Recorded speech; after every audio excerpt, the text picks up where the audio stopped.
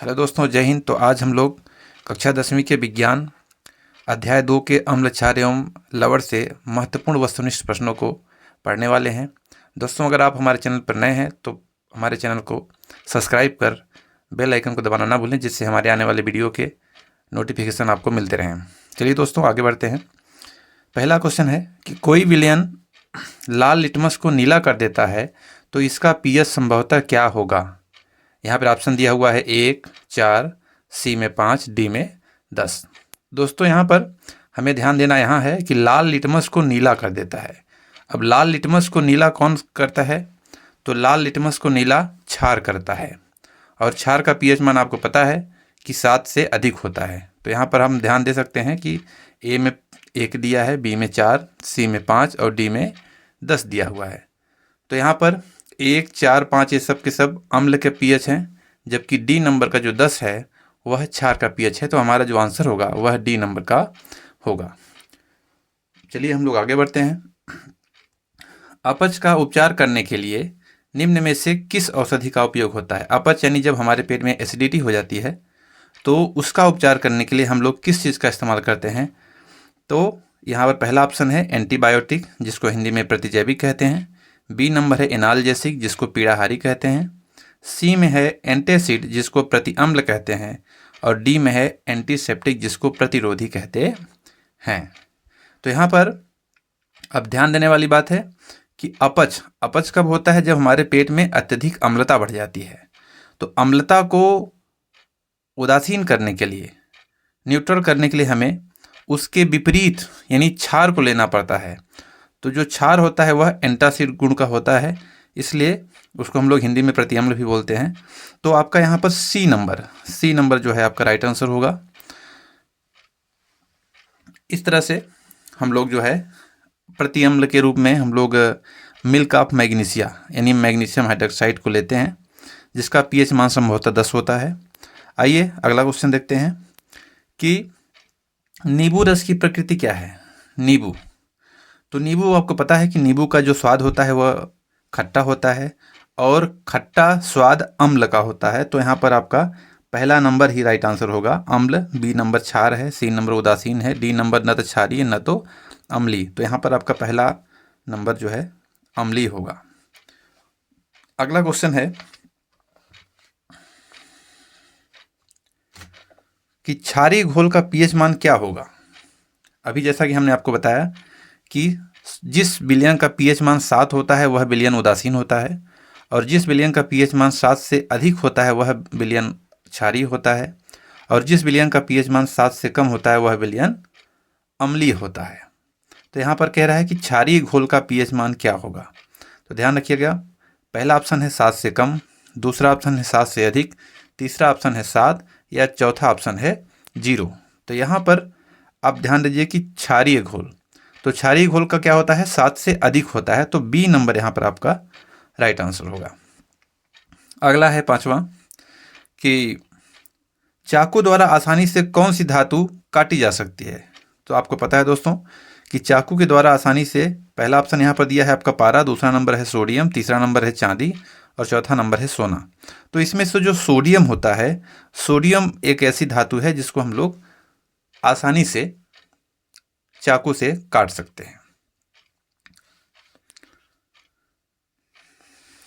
फिर इसके बाद कुछ महत्वपूर्ण बिंदुओं को हम लोग देखते हैं यहाँ पर, जो कि परीक्षा की दृष्टि से बहुत महत्वपूर्ण होने वाले हैं। इनसे एक न एक क्वेश्चन आपके परीक्षा में आ ही जाते हैं, और निश्चित रूप से अगर आपने पूरा वीडियो अच्छे से देखा तो इससे आपका 1 या 2 नंबर के ऑब्जेक्टिव टाइप के क्वेश्चन आपके कहीं नहीं जाने वाले हैं। तो चलिए यहाँ पर देखते हैं। कभी कभी इस तरह के क्वेश्चंस को भी जो है आपसे पूछ लिया जाता है कि जैसे पूछ लिया कि सिरका में कौन सा अम्ल होता है। तो दोस्तों यहाँ पर ध्यान रखिएगा कि सिरका में एसिटिक अम्ल होता है। फिर इसके बाद दूसरा है कि संतरा एवं नींबू में, ध्यान रखिएगा इन दो फलों को, संतरा और नींबू, इनमें सिट्रिक अम्ल पाया जाता है। इमली में होता है टार्टरिक अम्ल, टमाटर में होता है ऑक्जेलिक अम्ल, खट्टा दूध यानी दही, इनमें होता है लैक्टिक अम्ल, चींटी का डंक एवं नेटल का डंक, इनको दोनों को साथ में ध्यान रखिएगा कि चींटी का डंक और नेटल का जो डंक होता है इसमें मेथेनॉइक अम्ल पाया जाता है। तो ये भी जो है परीक्षा की दृष्टि से बहुत ही महत्वपूर्ण है। अगर इसको आपने आसान जो है ध्यान से पढ़ा तो इसमें से एक आध नंबर के क्वेश्चन आ ही जाते हैं। चलिए दोस्तों, अब हम लोग आगे देखते हैं। तो चलिए आगे देखते हैं। यहाँ पर कुछ महत्वपूर्ण बिंदु हैं, इनको ध्यान से देखना है, क्योंकि इनसे कोई न कोई एक नए क्वेश्चन आपको जो है देखने को मिलेंगे ही मिलेंगे। तो यहाँ पर है, पहले हम लोग अम्ल के बारे में जानते हैं।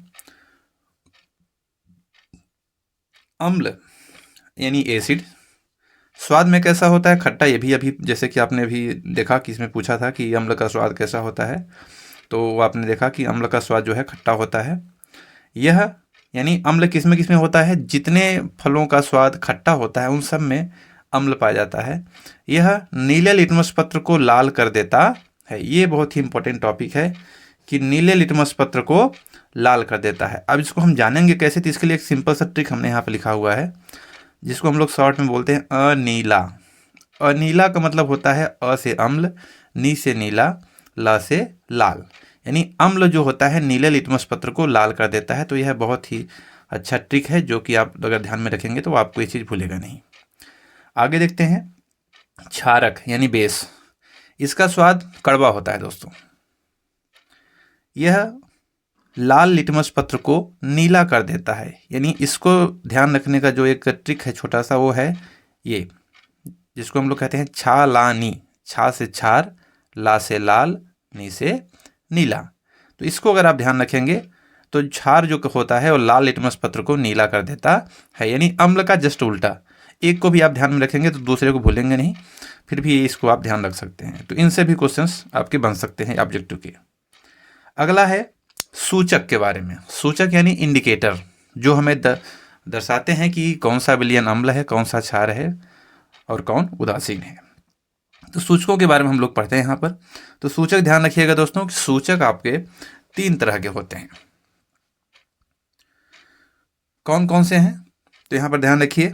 पहला है प्राकृतिक सूचक यानी नेचुरल इंडिकेटर। नेचुरल इंडिकेटर क्या होते हैं? पहला है लिटमस। जो लिटमस होता है वह आपका प्राकृतिक सूचक है। यहाँ से भी एक बहुत ही महत्वपूर्ण क्वेश्चन बनता है कि पूछ सकता है आपसे कि निम्न में से कौन प्राकृतिक सूचक है। बहुत सारे ऑप्शन रहेंगे, उसमें एक लिटमस भी होगा या फिर उसमें एक हल्दी भी होगा। तो इस चीज़ को आपको ध्यान रखना है कि लिटमस एवं हल्दी ये दोनों के दोनों प्राकृतिक सूचक हैं। अगला सूचक है संश्लेषी सूचक। दोस्तों, संश्लेषी सूचक वह होता है जिसको हम लोग प्रयोगशालाओं में बनाते हैं, लैबों में बनाते हैं, उनको हम लोग संश्लेषी सूचक करते हैं। और इनका भी वही काम होता है, यह अम्ल और क्षार में विभेद करने में काम आते हैं। पहला है संश्लेषी सूचक में मेथिल ऑरेंज और दूसरा है फिनोल्फथेलिन। ये दो के जो सूचक हैं, ये दोनों के दोनों संश्लेषी सूचक हैं यानी सिंथेटिक इंडिकेटर्स। अगला है आपका गंधीय सूचक। गंधीय सूचक क्या होता है? जिसको हम लोग गंध के माध्यम से पता करते हैं। गंध के माध्यम से हम लोग पता कर पाते हैं कि ये जो है जो विलयन है यह अम्लीय है कि क्षारीय है। तो इसमें से एक होता है वैनिला, एक होता है प्याज एवं एक होता है लौंग का तेल। ये जो 3 चीज़ें हैं ये गंधीय सूचक कहलाते हैं। तो यहाँ से भी ये क्वेश्चन एक आध क्वेश्चन आपके बनने के बहुत ही चांस रहते हैं। 3 चीज़ों को भी आप ध्यान रखिएगा। पहला है प्राकृतिक सूचक जिसमें लिटमस और हल्दी आते हैं। दूसरा है संश्लेषी सूचक जिसमें मेथिल ऑरेंज और फिनोल्फथेलिन आता है। तीसरा है गंधीय सूचक जिसमें वैनिला, प्याज एवं लौंग का तेल आता है। तो यहाँ से भी दोस्तों एक आध क्वेश्चन आपके बन सकते हैं। अगला है कुछ महत्वपूर्ण यौगिकों का नाम है एवं उनके रासायनिक सूत्र हैं, सामान्य नाम हैं। इन चीज़ों को भी हम लोग ध्यान से देखते हैं। जैसे कि पहला यहाँ पर दिया हुआ है जो कि बहुत ही महत्वपूर्ण है, परीक्षाओं में अक्सर पूछा जाता है कि व्यंजक चूर्ण का सूत्र है, या फिर ये सूत्र आपको दे दिया और पूछ दिया कि CaOCl2 यह सूत्र है। तो वहाँ पर ऑप्शन रहेगा बहुत सारा, व्यंजक चूर्ण, जिप्सम, प्लास्टर ऑफ पेरिस, बहुत सारा चीज़ ऑप्शन रहेगा। उसमें से आपको टिक लगाना रहेगा कि ये किसका सूत्र है।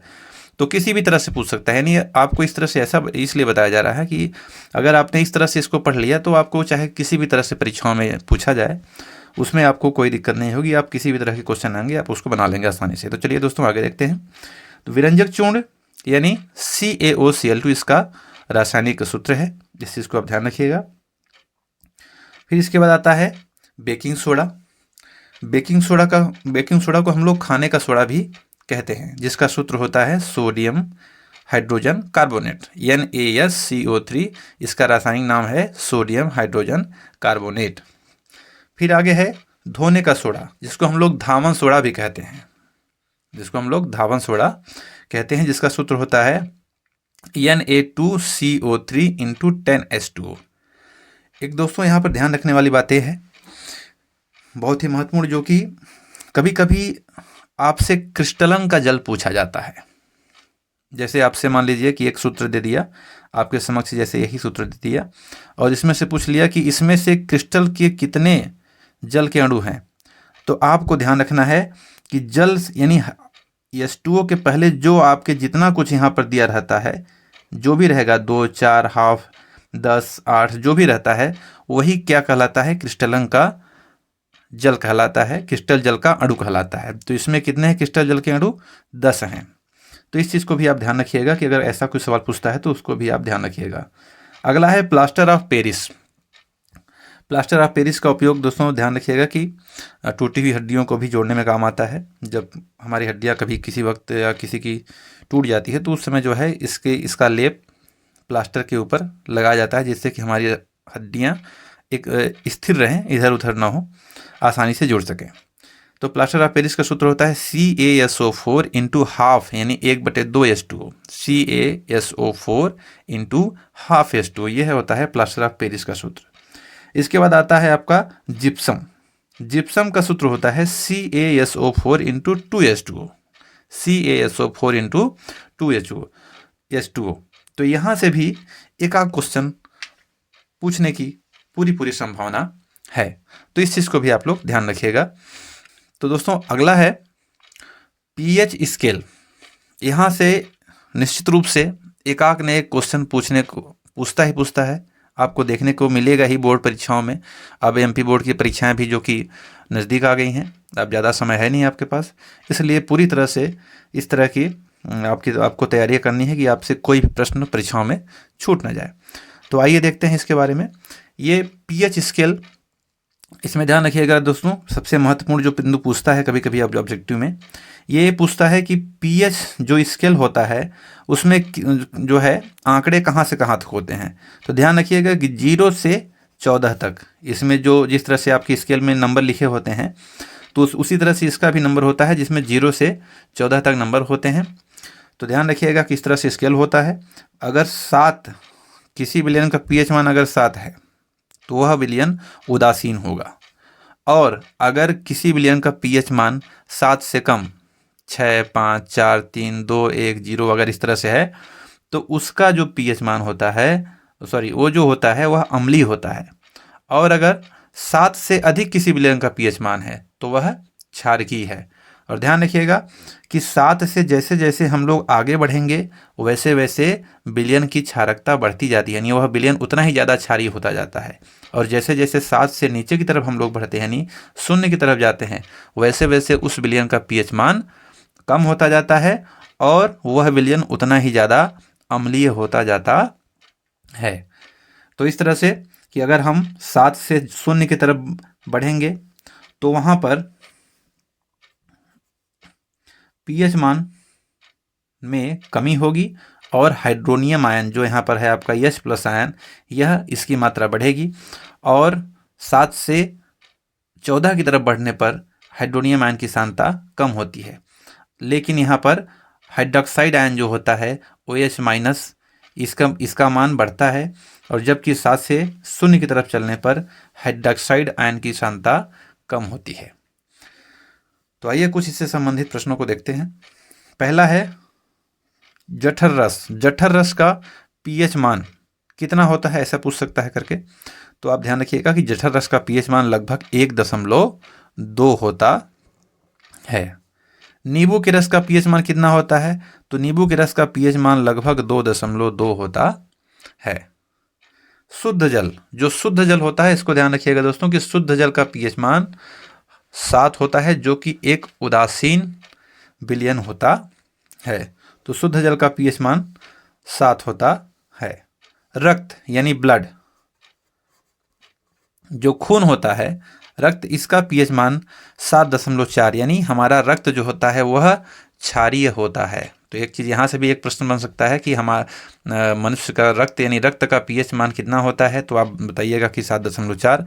अगर यह पूछ लेता है कि रक्त की प्रकृति कैसी होती है, अम्लीय होती है, क्षारीय होती है, उदासीन होती है, कैसी होती है, तो इसको आप लगाइएगा क्षारीय होती है। तो कैसी होती है? क्षारीय।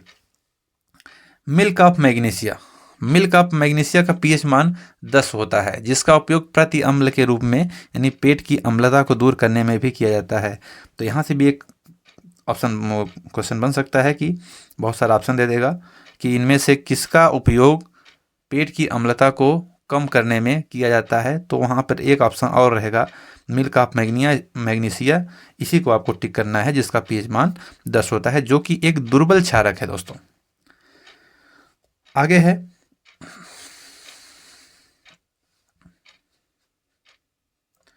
सोडियम हाइड्रोक्साइड विलयन। सोडियम हाइड्रोक्साइड का विलयन जो होता है यानी NaOH, इसका जो पीएच मान होता है, इसका पीएच मान होता है 14 लगभग।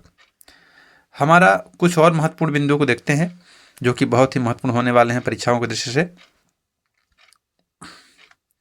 हमारा शरीर 7.0 से 7.8 pH परास के बीच कार्य करता है।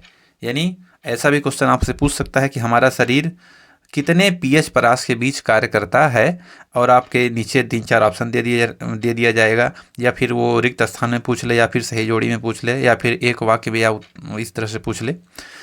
तो इसको ध्यान रखिएगा कि हमारा pH 7.0 से 7.8 pH परास के बीच कार्य करता है। और अगला है कि अम्लीय वर्षा का पीएच मान, जो अम्ल वर्षा होता है उसका पीएच मान कितना होता है, तो इसका पीएच मान, जब अम्ल वर्षा का पीएच मान 5.6 से कम हो जाता है तो उसको हम लोग अम्लीय वर्षा कहते हैं, यानी उसका पीएच मान 5.6 से कम होता है। उदर यानी अमाशय, अमाशय में हाइड्रोक्लोरिक अम्ल यानी HCl पाया जाता है। अगला है कि मुख का पीएच मान 5.5 से कम होने पर दांतों का क्षय प्रारंभ हो जाता है, यानी जो हमारे दांतों का क्षरण होता है उसका कब होता है, जब हमारे मुंह का पीएच मान 5.5 से कम हो जाता है तो वह क्षरित होने लगता है। शरीर का सबसे कठोरतम पदार्थ, शरीर का बहुत ही इंपॉर्टेंट क्वेश्चन है कि शरीर का सबसे कठोरतम पदार्थ क्या है। आपके नीचे जो है बहुत सारे ऑप्शन रहेंगे, उसमें से एक ऑप्शन रहेगा दांतों का इनेमल, जिसको हम लोग दंतवल्क भी कहते हैं। तो जो दांतों का इनेमल होता है यह शरीर का सबसे कठोरतम पदार्थ है। यह कभी खराब नहीं होता, लेकिन जैसे ही मुंह का पीएच मान 5.5 से कम होता है तो इसका ऊपरी जो परत है, दांत का जो ऊपरी परत जिसको हम लोग इनेमल कहते हैं, उसका क्षरण होने लगता है और वह धीरे धीरे खराब होने लगता है। अम्ल, जब हम लोग अम्ल और धातु को आपस में क्रिया कराते हैं तो एक लवण बनता है और साथ में हाइड्रोजन गैस निकलती है। इस चीज़ को आप लोग ध्यान रखिएगा, ये पूछ सकता है परीक्षाओं में। क्षारक और अम्ल, ध्यान रखिएगा दोस्तों कि क्षार और अम्ल, जब भी हम क्षार और अम्ल को आपस में क्रिया कराएंगे तो एक लवण बनेगा और साथ में जल, यानी जो यहाँ पर क्रिया होगी वह उदासीनीकरण क्रिया होगी, यानी उदासीनीकरण अभिक्रिया यहाँ पर होगी और वह उत्पाद आपका उदासीन प्राप्त होगा। तो चलिए आगे बढ़ते हैं। कुछ और महत्वपूर्ण चीज़ों को हम लोग ध्यान रखते हैं। आइए, यहाँ पर एक चीज़ है जो कि छूटा हुआ था, आपको बता दें। यहाँ पर ध्यान देने वाली बातें हैं दोस्तों, जो कि परीक्षाओं में पूछा जा सकता है। लिटमस, जो लिटमस होता है, लिटमस विलयन बैगनी रंग का रंजक होता है। कभी कभी इसका रंग भी पूछ लेता है कि लिटमस विलयन किस रंग का रंजक होता है, तो वो बैगनी रंग का होता है। इसको ध्यान रखिएगा आप लोग। जो थाइलोफाइटा समूह के लीचेन पौधे से निकाला जाता है, प्रायः इसे सूचक की तरह ही उपयोग किया जाता है। तो किस पौधे से निकाला जाता है यह भी पूछ सकता है। तो लीचेन पौधे के, किस समूह के, थाइलोफाइटा समूह के। प्रायः इसे सूचक की तरह उपयोग किया जाता है। और लिटमस विलयन जब न तो अम्लीय होता है और न ही क्षारकीय होता है तब यह बैगनी रंजक होता है, यानी जब यह उदासीन विलयन होता है तब यह बैगनी रंग का होता है। बहुत सारे प्राकृतिक पदार्थ जैसे कि लाल पत्ता गोभी, हल्दी, हाइड्रेजिया, पेटूनिया, जेरानियम जैसे कई फूलों की रंगीन पंखुड़ियां किसी विलयन में अम्ल एवं क्षारक की उपस्थिति को सूचित करते हैं और इन्हें अम्ल क्षारक सूचक या कभी कभी केवल सूचक भी कहते हैं। तो इस चीज़ को आप लोग ध्यान रखिएगा। इसमें से जो महत्वपूर्ण चीज़ें है वो है कि लिटमस का रंग क्या होता है, तो बैंगनी रंजक का होता है। थाइलोफाइटा समूह के पौधे लीचेन से निकाला जाता है, तो इस चीज़ को आप लोग ध्यान रखिएगा। तो चलिए दोस्तों, आज की वीडियो में इतना ही, मिलते हैं अगले वीडियो में। तब तक के लिए धन्यवाद। अगर वीडियो आपको अच्छा लगा हो तो प्लीज़ हमारे चैनल को लाइक, सब्सक्राइब एवं शेयर करिएगा। धन्यवाद दोस्तों।